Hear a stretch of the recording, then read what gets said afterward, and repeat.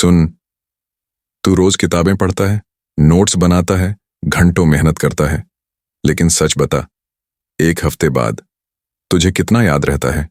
कितनी बार ऐसा हुआ है कि तूने कोई मोटिवेशनल बुक पढ़ी, उस वक्त तेरे अंदर आग जल गई, लेकिन 2 दिन बाद वही आग राख बन गई?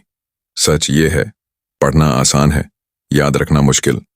लेकिन जो आदमी अपनी पढ़ी हुई चीज को जिंदगी में गढ़ देता है, वो बाकी सब पर भारी पड़ता है। आज मैं तुझे वो तरीके दूंगा जो तुझे सिर्फ पढ़ने वाला नहीं बल्कि याद रखने वाला बना देंगे। ये तरीके काम करते हैं, कोई झूठ नहीं, कोई फैंसी टिप्स नहीं, सिर्फ वो सच जो तुझे हमेशा आगे रखेगा। Section 1, read with a purpose. पहली बात, पढ़ना बंद कर, खोज शुरू कर। लोग किताब ऐसे पढ़ते हैं जैसे बस पन्ने खत्म करने हैं, लेकिन दिमाग को याद वही रहता है जो उसके लिए जरूरी है। हर किताब, हर आर्टिकल, हर नोट पढ़ने से पहले खुद से पूछ, मैं इसमें से क्या निकालना चाहता हूं? जब तेरे पास एक सवाल होगा, तेरे दिमाग को जवाब ढूंढने की भूख लगेगी, और जब तू जवाब पाएगा, वो तेरे दिमाग में गहरे बैठ जाएगा। Section 2, active reading not passive. दूसरी बात, पैसिव रीडिंग मार देती है याददाश्त को। तू बैठा, किताब खोली, आंखें दौड़ाई, पन्ने पलटे, हो गया खत्म। तेरे दिमाग ने बस शब्द देखे, मतलब नहीं समझा। एक्टिव रीडिंग का मतलब है अंडरलाइन कर, सवाल पूछ, अपनी भाषा में लिख, हर 5-10 पन्नों के बाद रुक और खुद को समझा कि अभी तूने क्या पढ़ा। अगर समझा नहीं पाया, मतलब तूने पढ़ा नहीं, बस देखा। Section 3, teach what you read. तीसरी बात, जो पढ़ा है सिखा दे। जब तू किसी और को समझाता है तो तेरा दिमाग उसे कई बार दोहराता है, और रेपिटेशन ही याददाश्त का असली हथियार है। तू अपने दोस्त को बता या खुद से ही जोर जोर से बोलकर समझा, तुझे हैरानी होगी कि याद रखना कितना आसान हो जाता है। Section 4, visual hooks. चौथी बात, दिमाग को तस्वीरें पसंद हैं।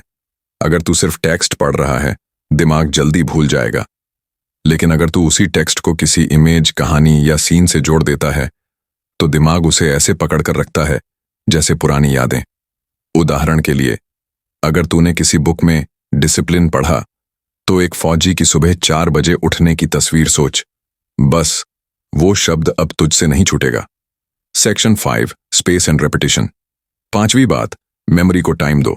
लोग एक बार पढ़ते हैं और उम्मीद करते हैं कि जिंदगी भर याद रहेगा। ऐसा नहीं होता। स्पेस रेपिटेशन का मतलब है डे 1 पढ़, डे 3 दोहर, डे 7 फिर से पढ़, डे 15 आखिरी बार रिव्यू कर। हर बार दोहराने पर याददाश्त गहरी होती जाती है। यही तरीका टॉप स्टूडेंट्स और टॉप अचीवर्स इस्तेमाल करते हैं। Section 6, apply immediately. छठी बात, अप्लाई कर। अगर तूने किसी बुक में टाइम मैनेजमेंट का आइडिया पढ़ा तो उसी दिन उसे अपनी लाइफ में डाल दे। दिमाग को जो चीज यूज में आती है वो भूलती नहीं, लेकिन जो चीज सिर्फ पढ़ी जाती है वो धूल खाती है। Section 7, cut the noise. 7वीं बात, किताबों का गुलाम मत बन।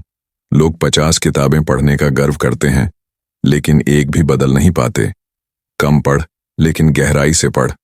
एक किताब को इतना चबा कि उसके आइडियाज तेरे खून में मिल जाए।